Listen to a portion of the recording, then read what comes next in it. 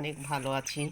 যাতে এরা বেঁচে থাকে, টিকে থাকে, আমি সেই চেষ্টাই করছি। দেখুন আমার বাচ্চাগুলো, অনেকগুলো বাচ্চা উপরওয়ালা দিয়েছে। সেই হিসাবে আমি চেষ্টা করছি যে বাচ্চাগুলো যাতে ভালো থাকে এবং আমি রাখতে পারি। এভাবেই আমার জীবন যাচ্ছে। আপনারা দোয়া করেন আমার বাচ্চাটা।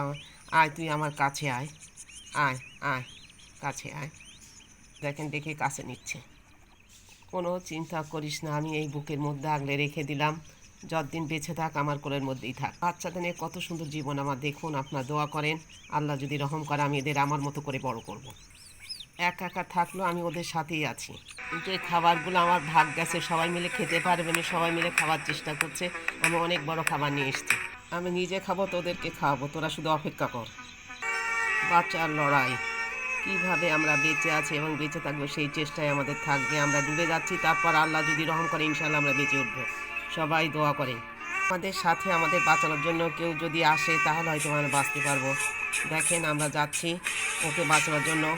ওদের কাছে চলে আসলো। এখন ওদের কাছে সব জিজ্ঞেস করছে, দেখা যাক শেষ পর্যন্ত কী হয়। দেখেন কত সুন্দরভাবে বাঁচানোর মালিক আল্লাহ। আমরা এক বাক্য শেখারকে বাঁচানোর মালিক আল্লাহ। ঠিকই বাঁচানোর জন্য হেল্লা আসলো এবং ঠিকই বেঁচে গেল। এ ডাক শুধু তোমার আল্লাহ, তোমার জন্যই। আমাদেরকে বাঁচিয়ে রাখো আল্লাহ।